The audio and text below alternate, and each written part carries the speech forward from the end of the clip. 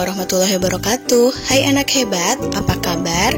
Semoga selalu sehat dan tetap semangat ya. Hari ini kita akan belajar muatan pelajaran Bahasa Indonesia KD 3.2 dan 4.2 mengenai teks eksplanasi tema 4, globalisasi. Siapa yang tahu mengenai teks eksplanasi?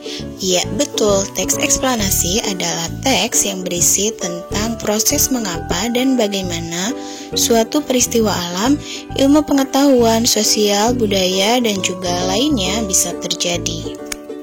Informasi yang ada dalam teks eksplanasi berasal dari hasil pengamatan, dirasakan, dan juga dijadikan sebagai pembelajaran bagi pembacanya. Lalu, apa saja ya ciri-ciri teks eksplanasi? Ciri-ciri teks eksplanasi yang pertama, strukturnya terdiri dari pernyataan umum, urutan sebab akibat atau biasa disebut deretan penjelas, dan interpretasi atau kesimpulan. Kedua, informasi yang dimuat berdasarkan fakta. Ketiga, memuat informasi yang sifatnya ilmiah atau keilmuan, contohnya seperti sains. Keempat, bersifat informatif serta tidak berusaha untuk mempengaruhi pembaca. Dan kelima, memiliki sequence markers atau sebuah keterangan penjelas, urutan atau kronologis fenomena. Nah, setelah kita mempelajari ciri-ciri teks eksplanasi, selanjutnya kita akan mempelajari struktur teks eksplanasi. Masih ingat kan ada berapa? Ya, betul, ada 3. Yang pertama adalah pernyataan umum. Di bagian pernyataan umum ini, sebuah teks eksplanasi menjelaskan tentang gambaran umum, fenomena atau peristiwa alam yang akan dibahas. Kedua, mengenai deretan penjelas atau urutan sebab akibat. Dalam deretan penjelas berisi tentang penyebab dan akibat yang ditimbulkan dari fenomena tersebut secara runtut. Ketiga, interpretasi, yaitu bagian yang berisi tentang kesimpulan dari topik yang telah dijelaskan. Lalu, langkah-langkah apa saja yang harus dilakukan untuk menemukan informasi penting dalam teks eksplanasi? Langkah yang pertama adalah membaca teks dengan seksama. Berikut ada contoh teks yang berjudul Perkembangan Teknologi Era Globalisasi. Silakan dibaca terlebih dahulu ya.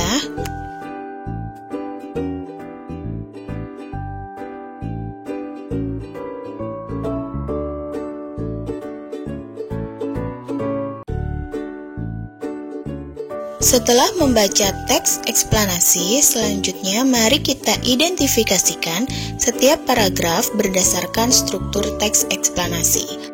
Pada paragraf pertama menjelaskan tentang pengertian globalisasi. Berarti pada paragraf pertama merupakan bagian pernyataan umum.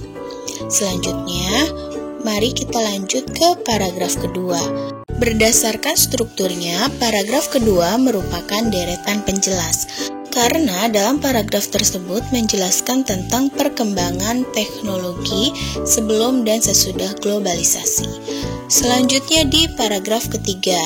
Nah, paragraf ketiga merupakan interpretasi atau kesimpulan. Di dalam paragraf tersebut menjelaskan tentang bagaimana sebaiknya kita bersikap dalam menghadapi globalisasi. Setelah kita menemukan bagian-bagian struktur eksplanasi, selanjutnya mari kita membuat pertanyaan pada setiap paragraf. Kemudian jawab pertanyaan tersebut agar mendapatkan informasi penting. Sebelumnya kita harus memahami dulu ya mengenai pengertian kalimat tanya. Kalimat tanya merupakan kalimat yang mengandung makna sebuah pertanyaan. Ciri-ciri kalimat tanya yang pertama diawali huruf kapital dan diakhiri dengan tanda tanya. Kedua, kalimat tanya mengandung unsur kata tanya 5W dan 1H dalam bahasa Inggris yaitu what, where, when, who, why, dan how, atau dalam bahasa Indonesia disebut dengan adik Simba, singkatan dari apa, di mana, kapan, siapa, mengapa, dan bagaimana. Nah, setelah kita mengetahui ciri-ciri kalimat tanya, mari kita buat pertanyaan pertanyaan yang sesuai dengan teks eksplanasi yang tadi dibaca. Pada paragraf pertama, kalimat tanya yang sesuai, apa yang dimaksud dengan globalisasi? Dan jawabannya adalah globalisasi adalah suatu proses tatanan sosial yang mendunia. Pada paragraf kedua, pertanyaan yang tepat, bagaimana perbedaan sebelum dan sesudah globalisasi dalam kehidupan masyarakat? Jawabannya, sebelum globalisasi berkembang, orang-orang lebih suka bekerja sama mencari informasi tentang hal-hal baru dan memanfaatkan sumber daya yang ada. Tetapi di era globalisasi ini, kita tidak memanfaatkan sumber daya yang ada, melainkan merusak sumber daya tersebut, bermalas-malasan, dan sebagainya. Selanjutnya, pada paragraf ketiga, kalimat tanya yang tepat, apa yang harus kita lakukan dalam menghadapi globalisasi? Jawabannya, kita harus memanfaatkan peluang dan tantangan dan harus memiliki filter untuk menangkal dampak negatif teknologi di era globalisasi. Setelah kita membuat pertanyaan, nah jawaban-jawaban tersebut kita kumpulkan, kemudian menuliskan informasi dalam teks eksplanasi berdasarkan jawaban dari pertanyaan-pertanyaan tersebut dengan menggunakan kosakata baku dan kalimat efektif. Masih ingat apa yang dimaksud dengan kosakata baku dan kosakata tidak baku? Kosakata baku merupakan kata yang penggunaannya sesuai ejaan dan aturan pedoman bahasa Indonesia yang baik dan benar, yang bersumber pada Kamus Besar Bahasa Indonesia atau KBBI.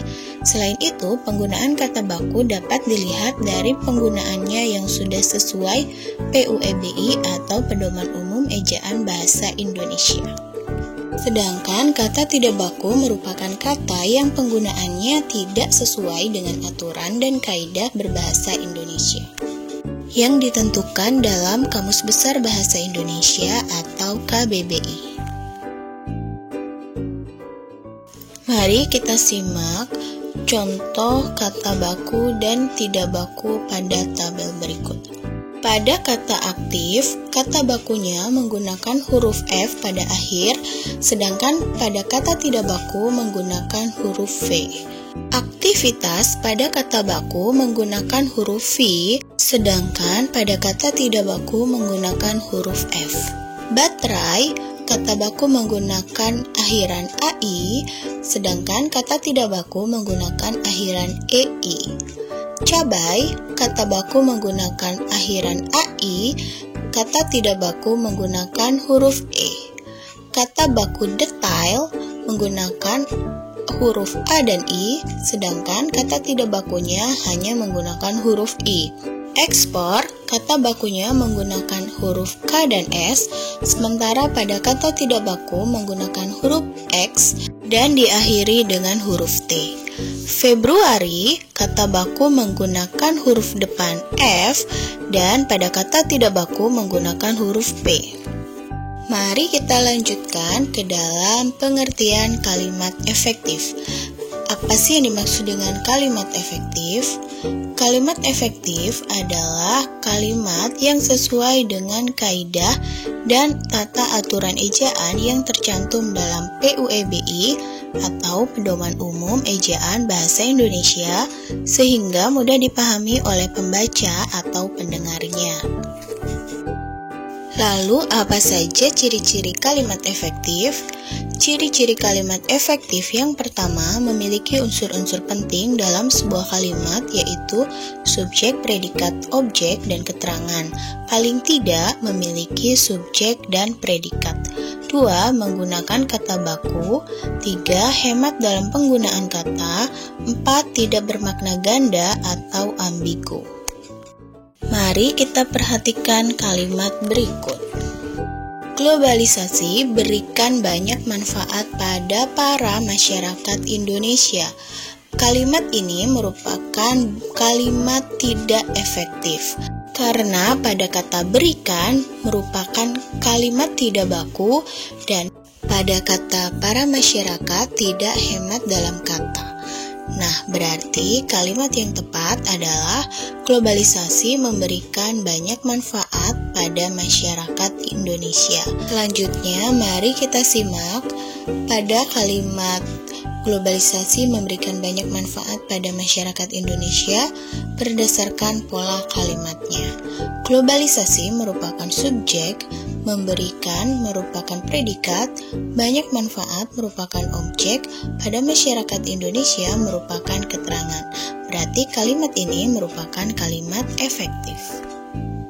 Setelah memahami kalimat efektif, selanjutnya mari kita sajikan informasi penting dalam teks eksplanasi dengan menggunakan kalimat efektif yang tepat. Informasi teks eksplanasi dapat disajikan dalam bentuk lisan, tertulis, maupun visual. Sebagai contoh, mari kita simak informasi penting dalam teks eksplanasi berdasarkan teks yang berjudul Perkembangan Teknologi Era Globalisasi. Untuk menemukan informasi, tadi kita sudah membuat pertanyaan dan kita juga sudah menemukan jawaban.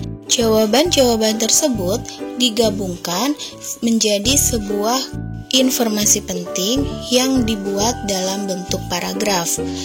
Dalam menyusun informasi tersebut, kita bisa menyesuaikan dengan kalimat yang ada atau kita bisa menambahkan sehingga menjadi sebuah paragraf yang padu.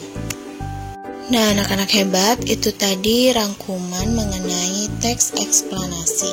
Semoga bermanfaat ya. Sampai jumpa di video berikutnya. Tetap semangat, tetap jaga kesehatan, dan tetap belajar. Wassalamualaikum warahmatullahi wabarakatuh.